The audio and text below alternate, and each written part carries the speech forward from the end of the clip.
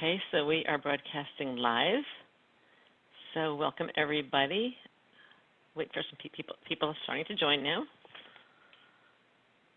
So we'll give people a few minutes since we just opened this up.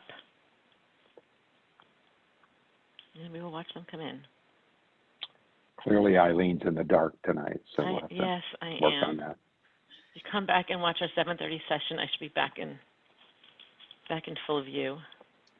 Relina's here. How nice to see Relina. Highest rated Dutch program person we have. And Ellen England, a former board member. We go back Oh, a I long see way, Ellen there. Chris Haney. Chris Haney is here. Look at that. So we're going to give people some time to log on. It's just 6 o'clock now, or at least it's 6 o'clock in the East Coast where all of us are. Hey, Christy. Good to have you here. Dawn's here. Great. Dawn gets a shout out tonight. Now I recognize names from the Hoover app. Like Robert Reed. I've been talking to him in Hoover. haven't even met him in person yet, but I'm glad he's here tonight with us. When you say, how do you know each other, people will be saying Hoover. That's how we know each other. Exactly. I think Robert, if I remember correctly, is in Edmonton, one of our Canadian friends. It's fun to watch all the names come online. Mm-hmm. Yes. You all can't see that. We can see it on our end. It's our inside scoop here. Thank you for joining. We're going to give everybody a few minutes. There's Joy. Hi, Joy. Joy and I spent a lot of time together in Capitol Hill. We met legislators together, and that was a lot of fun. And Joy is Katie Wright's mom. Oh, excellent. Joe Creema's on. She's probably at mute, so she can't keep us too honest. We say anything wrong. And Maria is back. Maria, were you on did I see you earlier today, or did I see you last night? I know that we've crossed paths on these sessions before. So welcome back. So we'll give it a couple more minutes. When Katie and Joy stand next to each other, they say, who's that next to Katie Wright? That's, she's like of fame. She is a star. We'll give it a couple more minutes. Everybody can be patient. Dominga is in the chat box, so feel free to say hi to Dominga in the chat box and tell her where you're from. Yes, please tell me where you're from. That's my favorite part about all of this. And also, Dominga will be posting links tonight for you in the chat box related to the programs and the projects that we talk about tonight in the presentation. So we'll just give it another minute or two. Juliana, I recognize Juliana because, again, we spoke in Hoover. So my Hoover friends. Where's Juliana from? You've stumped me on that one. If I can remember their names and where they're from. Maybe when we do this in the future, we can get the location to pop up next to the name. That would be great. We'll have to talk to our tech person on that one. Dominga can pull that off. Yeah, Dominga, that's on you. I love that you called both me and Kelly out, and Kelly is watching as well. I'm sure Kelly watching? Oh. Kelly is watching. Kelly doesn't trust us. That's why she's watching. Yeah. She's worried about me tonight. I know. She's like, worried. She knows she's worried about us. She heard about Cory's earlier performance today, so she's on guard here. Yeah. We're going to wait one more minute, guys, and then we're going to get started. Appreciate everybody's patience. Oh, Christy is joining us, and she says that she's currently safe from the fires. So we're great to hear. Oh. That's really great to hear, Christy. Thank you so much for the update. The pictures are surreal. Absolutely. Yeah, crazy. To imagine a baby reveal party has started that. Isn't that just amazing? Oh, goodness. All right, so let's give this a start. So let me try to share my screen. Let's make sure all this starts. Let's make sure this all works great here. Are we set, Dominga? Yes, we are. Okay, great. Okay, so I will officially start now. all this chit chat. And again, I'm sorry my camera is not working at the moment, but I am Eileen Michelli, and I'm the Chief Program Officer for the Foundation. You can come back later at 7:30 and you can see what I look like. Should be set by then. Anyway, I want to introduce you formally to my colleague, Dominga No, who's going to be in the chat box. She has said hello already, so thank you, Dominga, for doing that. We want to welcome you to the third and final week of the International E3 Summit, Educating, Empowering, and Enriching Our Community, brought to you by the Marfan Foundation and our divisions, Loeys-Dietz Syndrome Foundation, the VEDS Division, and BCERN. Before we get started, I just want to remind you that in the Q&A, in the agenda, there's a little spot next to the Q&A box that says rate. So after this session, if you would please click on that box and then answer a few questions about this session. We want to hear what you think about it and get your feedback. Also, we have released our E3 Summit survey. So we want your feedback on this entire event, whether you attended one session or all 70, which I think is hard to believe, but no matter how many you attended, your input is invaluable to helping us build future programs and services that meet your needs. And to show our appreciation for your responses, 3 E3 Summit survey submissions will be selected at random to win the $50 US prepaid international debit card. Don't wait to submit yours. Only surveys submitted by 11 p.m. Eastern Time on Wednesday, September 16th will be eligible for the drawing. And the survey can be accessed at marfan.org/E3survey, and Domingo will put that in the chat box. Or if you go to the E3 Summit homepage, the link will be there as well. So now it gives me great pleasure to turn it over to our President and CEO, Michael Weamer. Thank you, Eileen. Good evening, everybody. You know, I was just glancing at the E3 logo. I remember back in probably early June, we only had the logo. We had the concept and the logo, but we didn't have anything wrapped around it. But I must tell you, and we'll talk a little bit about it later, that E3 has been just amazing. And it's been just amazing because we've had so many participants. As of the end of week 2, we had almost 5,000 viewings of various sessions. We had 42 presentations, and as you know, they're in 7 languages. So we'll talk a little bit about E3 and what it means for the future and what it means for now a little bit later. I'd like to mention our 2 corporate sponsors, our presenting sponsors, Brigham and Women's out of Boston, great institution, great support of the foundation. And then our friend Avon and American Communication Construction. Avon is a wonderful supporter of the foundation, both for our annual conference and also for E3, and we deeply appreciate that, along with our other sponsors as well. Cory's going to do the heavy lifting tonight and walk you through a presentation about the foundation, and we'll both be back to do Q&A. But I'd like to introduce you to him just briefly. Cory is in his, I think he's beginning his 3rd year as chair of our board, and we're really honored to have him in that capacity. I think about him in 3 ways. First of all, he brings great leadership skills to the organization. He brings a nice corporate balance from his own career, and probably, well, actually most importantly, he brings great passion for the mission of the foundation. So with that introduction, I'll turn off my video and turn you over to Cory. Cory? Great. Thank you, Michael. Thanks for that kind introduction and the partnership leading the foundation. I look forward to just telling you a little bit about the foundation this evening. It's really amazing how far the foundation has come. I personally got involved with the foundation about 10 years ago. I moved to New York at that time for my work, and it represented a chance to sort of dip my toe in the water. My mother and brother and almost a dozen people in my family are affected by Marfan, and I reached out to the foundation and volunteered. And like a lot of volunteers, once you volunteer, you often get pulled in to do more and more, and it's been a labor of love for me ever since. The foundation has been around for almost 40 years. Started focused on Marfans, and you'll hear this evening a lot about how we've expanded our mission to cover other related conditions like Loeys-Dietz, vascular Ehlers-Danlos, and other genetic aortic conditions. But it has been a great time for the foundation. The foundation's mission really has been the same for the whole 40-year history of the foundation.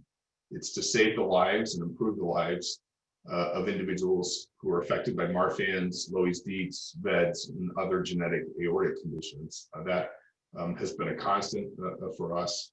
And we accomplish that mission really in three ways: in providing support for research and driving the research agenda, direct patient support and outreach, and education and awareness. And those are the three ways that we hope to provide a better future for everyone living with these conditions. The foundation's unique in that regard. Many other nonprofits that you'll see around the world focus only on one or two aspects, perhaps driving research or patient support, but I think we're really unique in that we provide all three of these areas, and you'll see, I think, as we go through how they reinforce one another. The foundation has been incredibly successful over the years. I think these are a few recognitions that I think speak to how successful the foundation has been. And to just highlight a couple of these, the Charity Navigator is a ranking of 8,000 different nonprofits around the country. They evaluate each charity on dozens of different criteria related to how well they're managed, how efficiently they use their funding, how transparent they are. Less than 2% of all of their charities achieve a 4-star rating, which we've now achieved, I think, for 3 years in a row.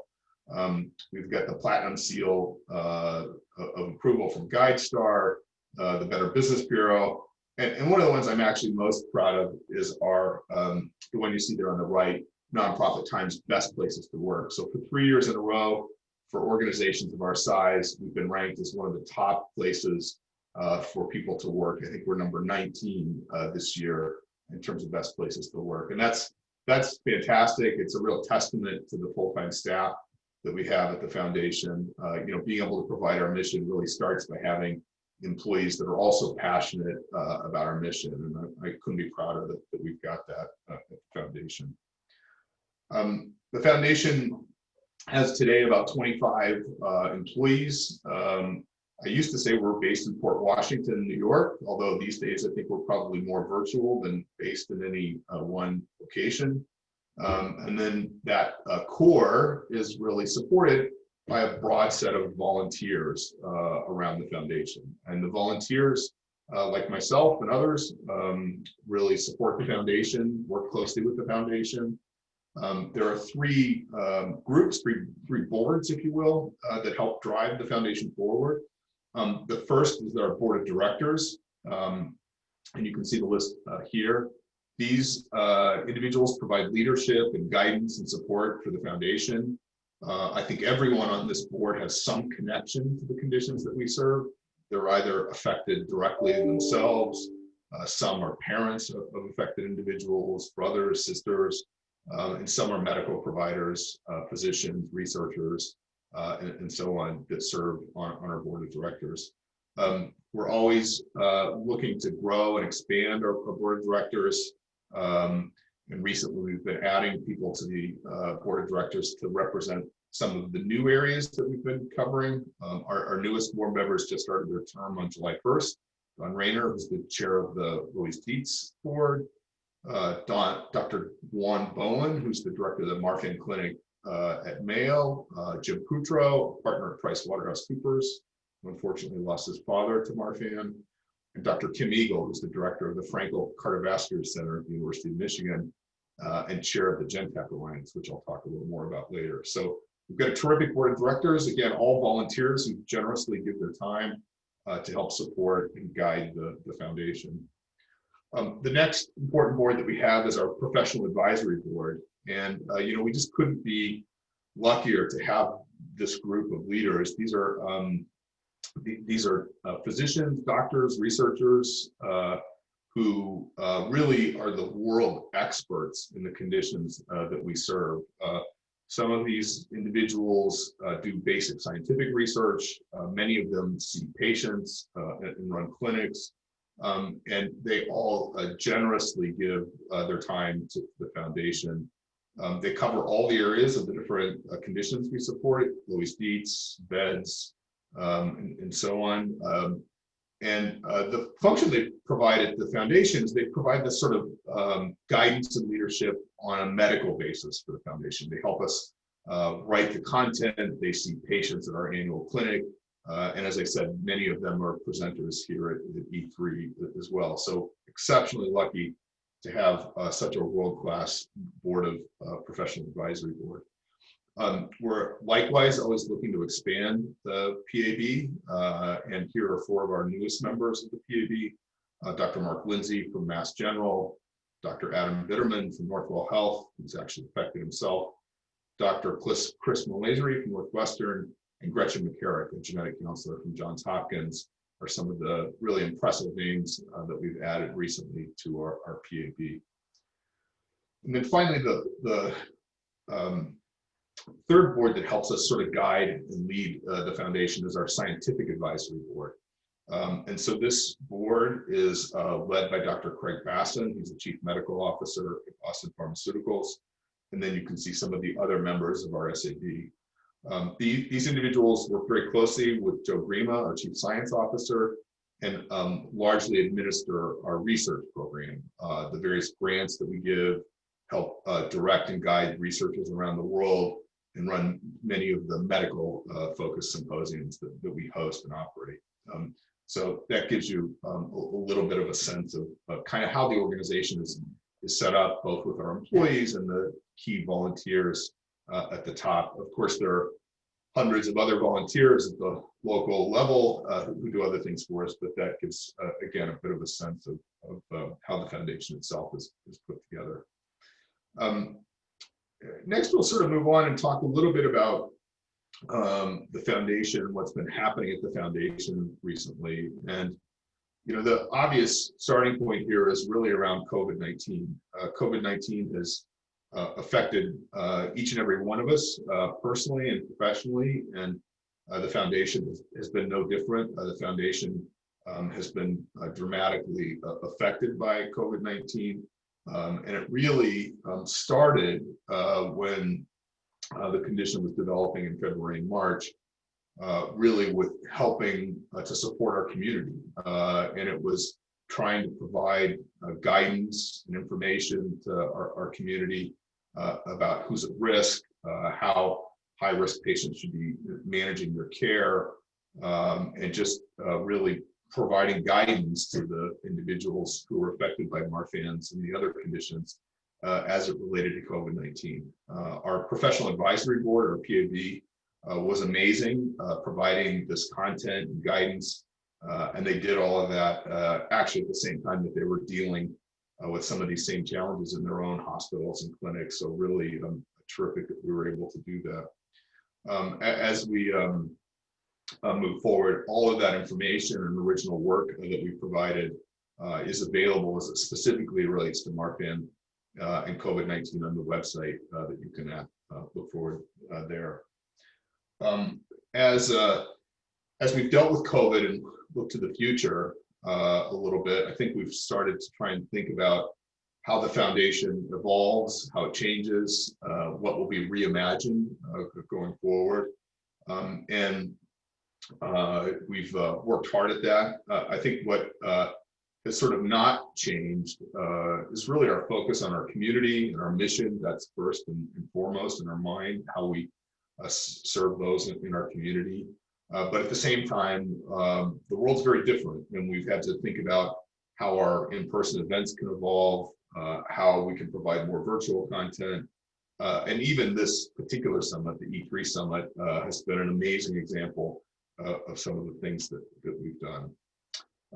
Again, we'll talk more about here in a second.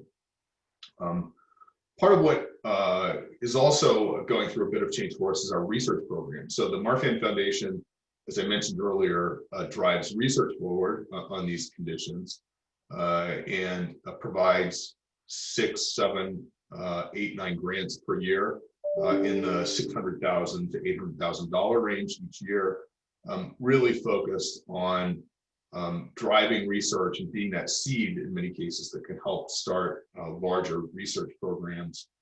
We also drive some of the longer term center studies, multi-center studies around the durability of the aortic valve sparing procedure and so on. The foundation helps convene researchers. We hold an international research meeting every 3 or 4 years to bring together the world's leading scientists on this and help us share information. Our research program advocates for research dollars from the National Institute of Health, the main funder for these types of things in the US. And again, try and collaborate globally with physicians and scientists to help drive the research program forward. The research program is one of the core parts of the mission of the foundation. And as I mentioned, it's going through a lot of changes. The way research is done today is evolving and changing, less driven by the government, more driven by corporations and so on. And we started a project earlier actually last year, I should say, to think about how the research program should evolve. It's been a little delayed by COVID, but we're working on that. We'll come back to that later this year and hope to do some improvements and changes to help us better align our research program with the current state of how these things are achieved. The second part that I would touch on is actually this event. Those of you who joined us here at E3, this has been the largest event ever in the history of the foundation. Michael mentioned, we've had almost 3,000 registrants at this point, 72 countries, nearly 5,000 sessions attended. It's really been absolutely incredible. This, I think, has really opened our eyes a bit to what's possible and how we can do some more of this virtual type of programming going forward. It's generated an enormous amount of content in 7 different languages. All of that's being recorded. It's all available for future reference and so on. So this E3 Summit, with your support and help, has been an amazing success for us. Building on that a little bit, as we look more broadly, the foundation has also worked to increase our global reach. The foundation has for many years been one of the leaders globally, but in other parts of the world, there have, in some cases, been some local organizations, in some of the cases not, but this has been really a chance for us to grow and support our community that exists outside the US as well. One of the first kind of steps down this road was aortic disease awareness. Originally Awareness Day, it's now Awareness Week. It's been an incredible event. A gentleman, Timo Sunderland, founded the event in Sweden and has partnered with us, and we've taken that and grown it, expanded it, and has been an incredible success for us. Walk the Wonders is a new program you'll probably hear more about later that expands on our walk program to bring the successful walk program that we've had forward to other parts of the world and so on. So again, an increasing area of focus has been expanding the foundation's leadership outside the US. Those of you who know the foundation are probably familiar with our annual conference. This has been a kind of keystone event that we hold each year. It moves around the country each year. We're planning at this point that our next event will be in Chicago, our 36th conference in Chicago, next July 9th through 12th, which before E3 would have been our largest event ever. We are looking forward to the conference now. Remains to be seen a little bit how COVID may impact that, but is at least what we're planning at this point. If you've ever been to conference, I know many of you on the sessions have been. It's an amazing event. We run a clinic to allow patients to see world-class providers. We run a whole series of medical content that you can see over the weekend and have a great social program that goes with it. So it's quite an event, and we look forward to planning having that in Chicago. Just a couple of the other programs, excuse me, that are part of the foundation and are an ongoing part of the foundation. Our Help and Resource Center. This has been around forever. It's often first contact that new patients have with the foundation. It's staffed by a nurse and a social worker, answers questions directly from patients, both online and by phoning in. An amazing resource.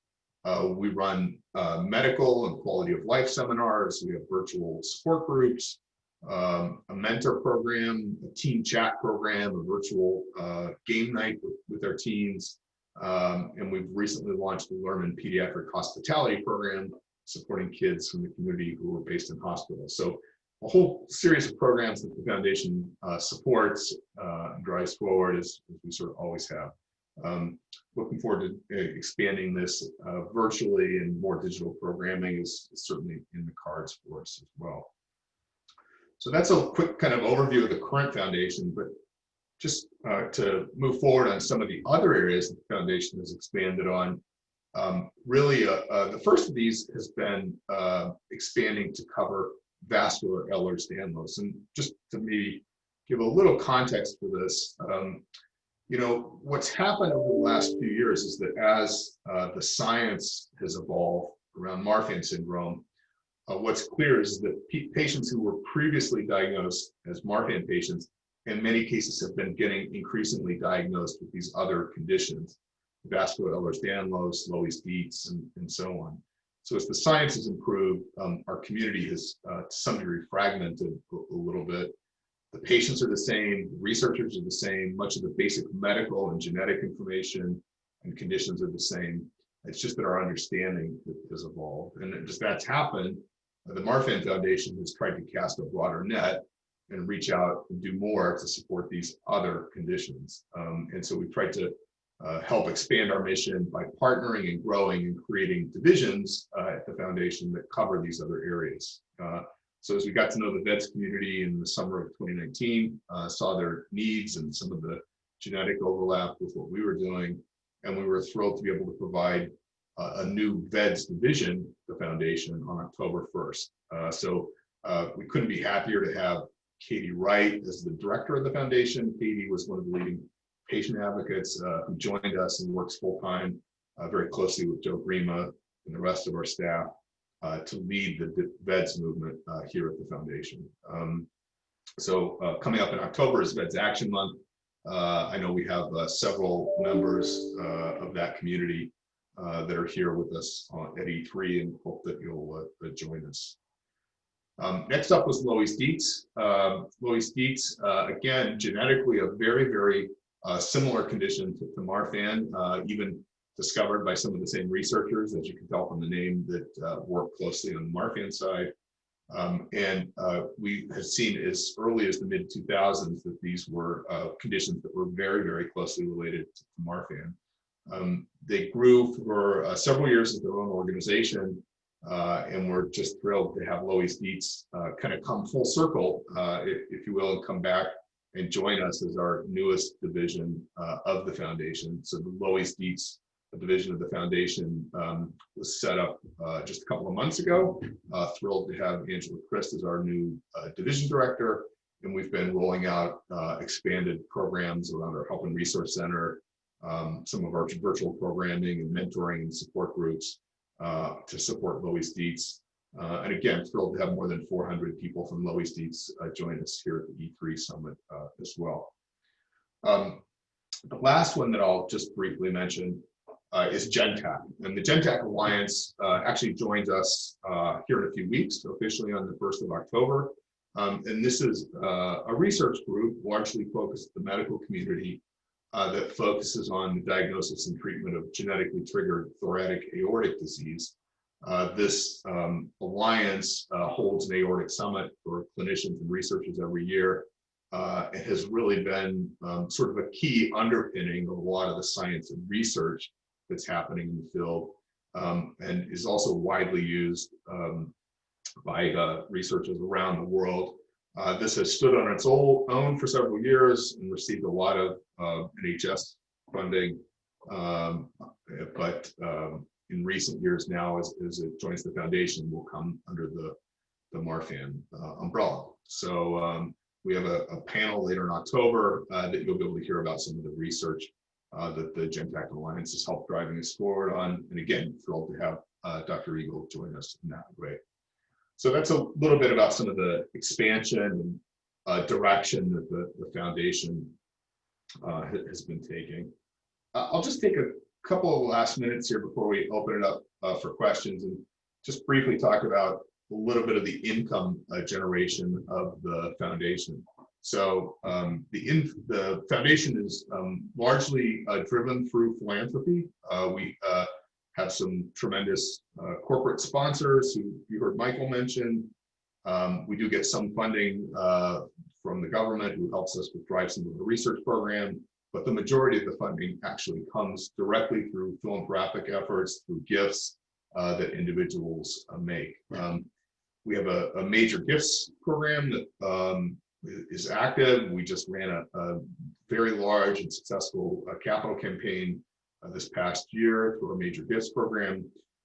We run individual gifts, of course, through our website, and then we run a series of other programs like our Heartworks programs. This is a large annual gala that we host in New York and St. Louis and a couple other places, a membership drive, various grants, workplace giving. Hopefully many of you have seen us on Facebook.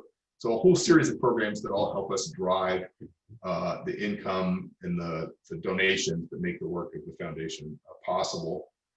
The last one you see here is our Walk for Victory, and this has been a program we launched about 5 years ago, and it raised at that time about $75,000. This program now, as you can see here, is closing in on raising over $1 million for the foundation, a huge success. We're now running these walks in 26 cities. I hope many of you have been to these walks. They're actually a great way to not just raise funds and raise awareness for the foundation, but it's a terrific, fun community building event. We have kids, affected people, the local hospitals have been terrific sponsors for us. This has really been a home run for us in terms of raising funding for the foundation. I should also tell you, if you're on the fence, that it's not much of a walk. We call it a walk. It's more of a festival. That's probably a better word for it, to come and spend the morning with the foundation. Again, you can find information about this on the website as to what the cities are and the timing as we look forward to 2021 and hosting these events. So that's a little bit about our walk. And so before we open it up, the last thing I would just offer up is the ways to get involved. And there are tons of ways to get involved, whether the foundation, just your attendance here is terrific. Attending events like E3, attending some of our in-person events that we run around the country. We have volunteer teams that help us in the areas of social media, writing, legislative advocacy, all sorts of different areas. So there are plenty of ways to get involved with the foundation, whether it's attending an event, whether it's volunteering with our Volunteers for Victory program, and of course, just direct support of the foundation. If there's a way for you to give and make a contribution to the foundation, that's what makes our life-saving programs and services and research possible. So we certainly appreciate that as well. So with that, I will open it up and have Michael join me back, and we will try and take some questions. So I've got a couple questions for you. Thank you, Cory. That was excellent. We're going to start with a love note from our friend Christy Neff, and she loves and appreciates everything that we're doing and wants to know if there are any plans to host another E3 Summit or making this an annual event.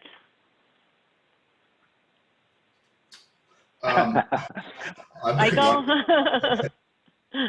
Well, we're about to enter the E3 recovery program. Once we clear that, you know, I'll tell you, Christy, I think the short answer is yes. The longer answer is there is amazing amount of evaluation data already coming our way and will come our way. Without a doubt, this surpassed all of our expectations. Our extraordinary partners from the CERN truly made this an international conference, and it's been a real honor to watch presenters from all over Europe and all around the world make presentations. And well, I don't know what the next conference or conferences will look like. We are certainly going to learn from E3, and you know, you either go big or you go home and you never go back. So I would guess the next event will be even bigger, maybe different, maybe not different, but we welcome your suggestions and other people's suggestions how we could accomplish that once we're out of the recovery program. Yeah.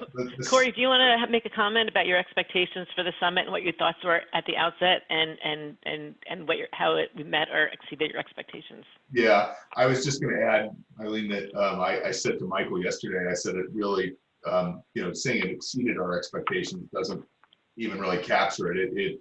This is an event 10 times bigger than probably anything we've ever hosted. So it has been a huge success beyond our wildest imagination. Michael and the employees at the foundation have just done an absolutely amazing job. Eileen, I know you too, as well. Been on video pretty much solid for 2 weeks, it seems like. And yeah, it's been a huge success. So we definitely want to learn from it and figure out how to capitalize on it going forward. And I just want to put another plug in for those surveys, because what we do next really depends on what you all need. So please take those surveys seriously, and no matter how many sessions you participate in, we want to hear the good, what could be better, and what else you would like to see. That's really valuable to us. Eileen, one other thing to add just quickly is, I looked at some of the data. I mean, so there's 70 presentations, but there's actually 95 different presenters during E3. And most of those folks are either part of our medical community or quality of life community, and they all gave of their time and their effort and their skill and their knowledge, and that's what really made this possible. We built a great infrastructure for it, but without truly extraordinary volunteers, not only now, but beginning in March when COVID-19 came our way, none of this would have really been possible. Yeah, thank you for making that point. That was really key. They are the key to this. One of the last slides, Cory, was what can you do? And my friend Juliana, who we chatted with before we started the session, I looked it up. She is in Ecuador, so that's where she is logging in from today, and she wants to know what she'd like to get involved, be part of the foundation. What can she do? Cory, Michael, do you want? What's her first step? Yeah, so I would say that the first step is to start at the website. The marfan.org website is a tremendous resource. And if you go on there, you will see sort of a menu of what's available. You have ways that you can volunteer and help us on Facebook. We're always looking for people who can do writing and do translation, help moderate some of our online communities. There's just tons of ways to get involved. There's some great resources on there too about how to run some local events. So to the extent, Juliana, that you want to do something as simple as host a table or help your local school learn more about Marfan, there's sort of a toolkit on there that can help you learn about how to do some of those things as well. So there's tons of ways to get involved, and I think you'll find a good starting point for several of those that are on the website. If I can just Eileen, plug in now. Go ahead. You're going to talk about Volunteers for Victory? Go ahead, please. Yeah, two things. I was the first to say Aortic Disease Awareness Week is coming up, as Cory pointed out, which is September 19th to 26th, largely online this year because of the pandemic. We already have materials in Spanish for Ecuador, and we have some other languages too. And if anybody wants to get involved with that, with some social media, definitely contact me. You can contact me through the app, and if we don't have your language, we can make your language really quick. You just need to help us with the simple translations. It's not medical translations, and you can help us do some awareness for that. But also, as Michael was saying, Volunteers for Victory is our program that has a variety of teams, and Cory mentioned them: social media, writing. For anybody in the U.S., we have legislative action, and we'll be going full force in educating legislators in the fall after the elections. So there are plenty of opportunities to volunteer. Is there anything else you wanted to say about Volunteers for Victory, Michael? Nope, that's great. Okay. So here's a question about the Foundation's role in research. Many people know about the role that we played in the losartan trial, that big clinical trial with losartan and beta blockers several years ago. How does the Foundation help in getting other clinical trials started, whether it's for treatments, medication, surgery, cosmetics? How do we make that happen? What do we actually do with NIH, the National Institutes of Health? Mm-hmm. Yeah, I'll take a shot. You guys can probably both add on here a little bit. So I guess I would maybe start by just reminding people that trials, in some ways, clinical trials are sort of the last stage of a long pipeline of research. So, the research sort of starts with basic science and proceeds through, in many cases, different genetic discoveries and mouse models, and eventually, hopefully, leads to treatments and so on that can be trialed with humans. So the foundation is involved really at every step of that chain. We're involved early and help provide grants, even to researchers sometimes who are first-time researchers, people who are just entering the field. We try and encourage that. We try and drive an agenda of research to help sort of gently guide where we feel like the important research should take place. As I mentioned, we provide grants to researchers to help do the actual research to the tune of hundreds of thousands of dollars a year and growing going forward. And then also provide coordination and support at the stage of the actual trials in many cases. And Eileen there been on a few of them. So trials are an important part of what we hope to encourage and drive through a research program. Sort of high level. Michael, you want to do a few specifics on that? The only thing what I would add would be, part of the whole journey is having extraordinary relationships with the legislators and also NIH and NHLBI, and Joe Grima, our chief science officer, and several of us make regular visits to Washington to talk with the leaders of those groups, really about what are the leading edge research opportunities that we have and where are the needs. I mean, right now we're going to be doing conversations this fall with the FDA around the need for vascular EDS research. Vascular EDS is probably 10 years or so behind where Marfan is at this point in time, with many different challenges, and we need to stop that. We need to bring vascular EDS to the fore, and quite frankly, there's not enough Loeys Dietz research happening either. So I think what we try to do through our advocacy programs and these regular visits and through our research community, often we'll take a member of the research community like Dr. Dietz with us on these visits to talk about the importance of our research program in the rare condition sector. And we work at it pretty much every day. And, it's, I think, through great relationships that big opportunities ultimately come our way. Great, thank you.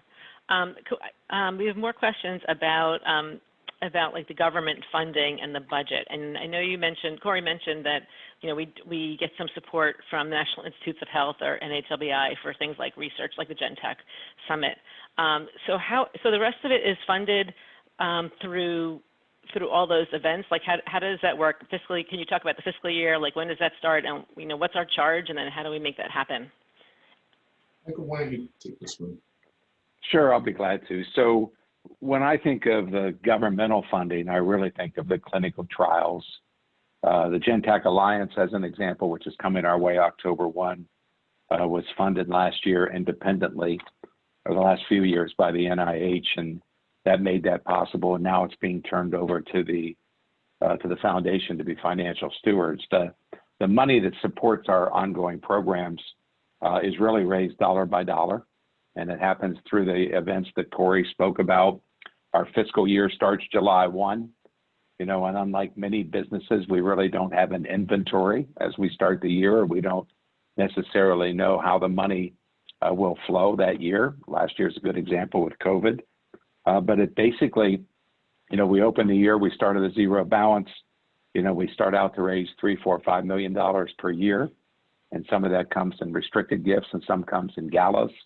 And, and it's all contributed dollars. And so without the amazing donors the foundation has had over the years, and without the volunteers on the back end of those donations, there really would not be a Marfan Foundation. That's pretty much the way it works. Cory, do you want to add anything to that? You're just nodding. No, I'm just nodding. Michael hit the nail on the head. The foundation largely runs based on the philanthropy and goodwill of the people who give to the foundation. So the support that we get from everyone on this call and our other donors around the world is what makes all of the mission of the foundation possible. One other thing I will add, Eileen, is that, you know, when organizations look at groups like the Marfan Foundation, it's always how much money out of a dollar do you spend on your mission?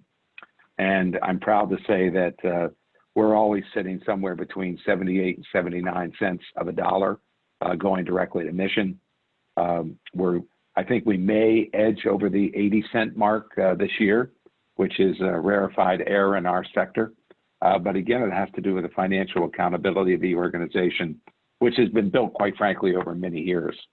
We have some of the greatest finance volunteers that are working with us as well. And so we look constantly on not only how we're raising the money, but how we're spending it to support the mission. Yeah, that's a great point. That 80% figure is the figure that puts us, as I said earlier, in the top 2% of all nonprofits in the U.S. in terms of efficiency of getting dollars toward mission. So it's something we take very seriously and pay close attention to. Great. All right, changing gears a little bit. You mentioned the teen programs on the program slide, Cory. Can one of you talk about what else we do for kids, and maybe what's and the camping program is so successful, and where does that stand right now? Sure. Well, go for it, Michael. Yep. No, Cory, go ahead, please. No, I was just going to say, I'm not sure I could list the entire list of the things that we do for teens. We started a camping program a couple of years ago. Michael could probably give a little more color on that. We have a very active teen track at our annual conference, which is usually a huge hit. So yeah, Michael, why don't you take it from there, I guess.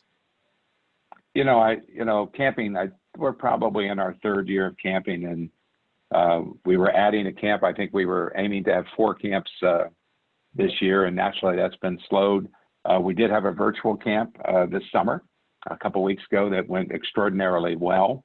When I think of kids and teenagers and young adults, I think of annual conference. I mean, it's you've never been there. It's a wonderful opportunity to meet and renew friendships, and we have specialized programming that happens. When we do our medical symposiums, we often have a teen or kid or young adult track there as well, so people can get together with their peers around some of our symposiums. What am I missing? Anything, Eileen, that immediately comes to mind?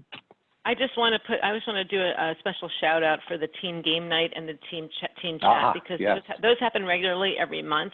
And what's really amazing about them is that, like this event, it brings in kids that haven't been to conference, and people who don't have access to conference, and so teens from all over are participating. And what's really cool about it is that it's led by 2 incredible young adults who grew up in our teen program. One is Peter Donato, who has Loeys-Dietz syndrome, and he grew up in our program.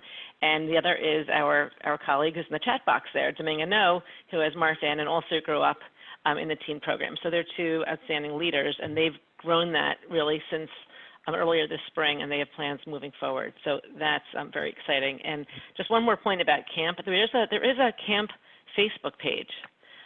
So if any parents are interested in learning more about camp, there are people to connect with and see what that's all about. So when we can do that again safely, they will be ready.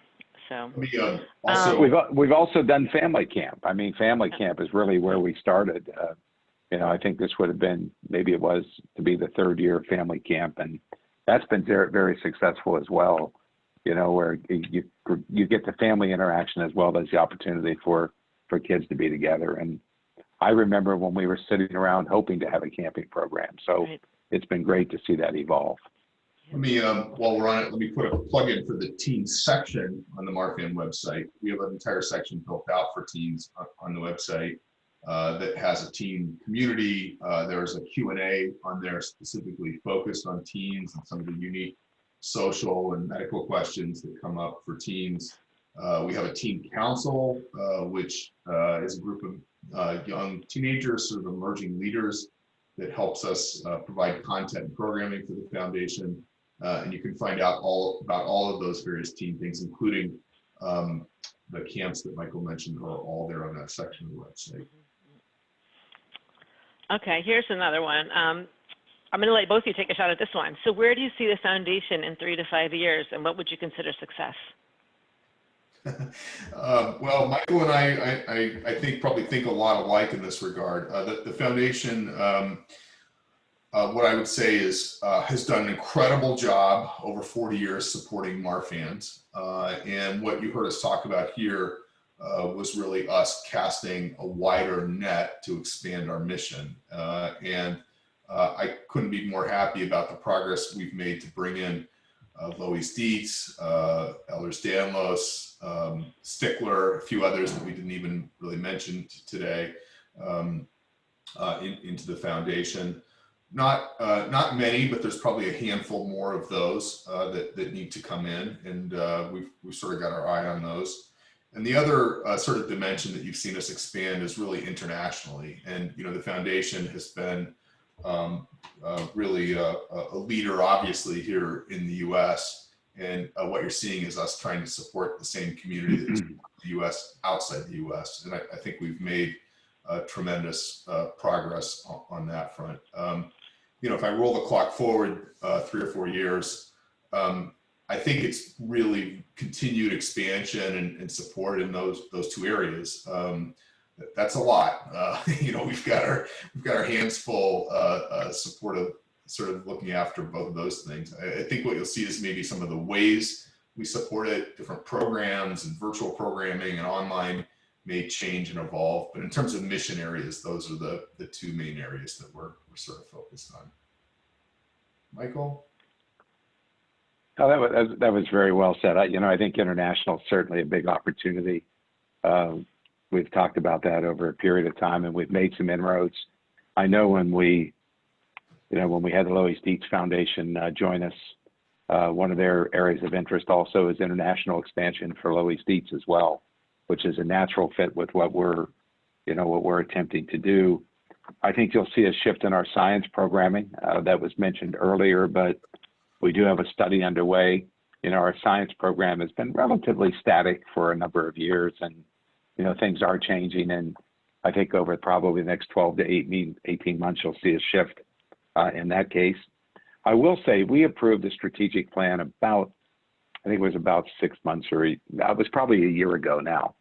We approved the strategic plan, and I actually got it out a couple of weeks ago. I was meeting with Cory coming up, and so many things have changed even in the last 4 months that, it's hard for me to imagine what could happen or what will happen. I do think we've had a transformative moment. In this period of a year or so, we've become a virtual organization. We were really ready, by good fortune for COVID-19 and flipped the switch. And, we really turned our focus to protecting and informing the community. And fortunately, our medical leaders were with us.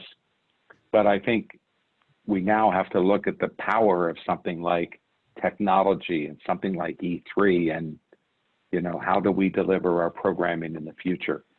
We've had people say, we would have loved to come to conference, but, we just can't afford to do that, with some folks from Canada as an example. And, conference is very, very special and serves a very special need, particularly the clinic. I mean, where else can you go and get an evaluation or a health fair with some of the greatest physicians and medical professionals really in the world? I mean, so that's very special to us, but I think it's going to be an exciting time. I mean, I don't believe there's been a better time in the history of the organization, other than back when Priscilla was our founder and they were breaking ground for that first time. And Reed Piritz, who is one of our PAB members, was a founder of the organization. That was a very rare time and a good time for any organization. But I think we want to live up to everything that was built, and then we want to build upon that. Maybe the only other thing I would add is this is an area that the foundation has been very intentional and purposeful about. The foundation has a robust strategic planning process. I think I love Michael's quote that he uses is, the best way to predict the future is to invent it yourself, or something like that.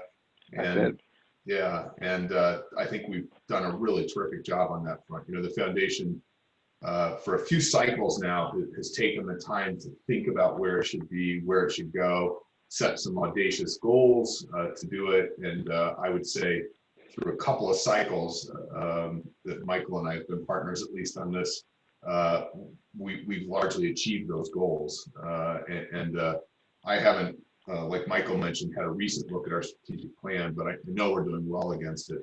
We might have even knocked a few things off the list even earlier than we had anticipated. So I think it's, yeah, part of building a great organization is having a clear plan for the future, and I think we do have that. We'd love to hear from people about what they believe. The mission is largely driven to support the community, and without the community, there is no foundation. And much of the innovative programming that we have done over the years has really been because of family involvement and individual involvement. 3 years ago, we really didn't have a quality of life program. And I remember a board meeting at an annual conference where we really started to talk about the need to not only deal with the health aspects of Marfan and related conditions, but put more attention around quality of life. And look what's happened over those 3 years. Yeah, that's a great example. You could actually use that pattern. We're probably going long here, but you can use that pattern on a whole number of things. It's a great point, Michael. Our walk programs, our camp programs, many of these programs came directly from our community as ways that they pushed us and drove us to move forward. So we certainly welcome that. And I just want to say, after listening to the two of you talk about that, from a staff perspective, I think we all have, our leadership to thank for like setting the direction. I think from Michael to Cory, the rest of the board, and the board of directors, the Scientific Advisory Board for Research. I mean, we have a really great leadership team, and so I think that's why we get that best places to work. I mean, we have great leadership. Our volunteers are incredible, and so it's great. It's great moving the needle and being able to provide people what they need to live better and longer. There are a couple of logistical questions here I just want to address, so I don't want people to think that we're ignoring them. Somebody's asking for the slide notes from all the sessions. We're getting some PowerPoints from some of the presenters, and we're putting them in the documents section of the app, but not that many. But I can assure you that all the recordings are in the app, and they will live there for the foreseeable future. And when they're not in the app anymore, we will let you know, and they will then be available through our website and our YouTube channel. So sometimes you might think it's easy to get those slide sets, but not so. Also, one of our friends in the UK wants to get involved but is not on social media. And I just want to tell her and everybody else that you can all play a role, whether says she's on WhatsApp, and I'm happy to connect with her on WhatsApp, but your stories, your voices are all important.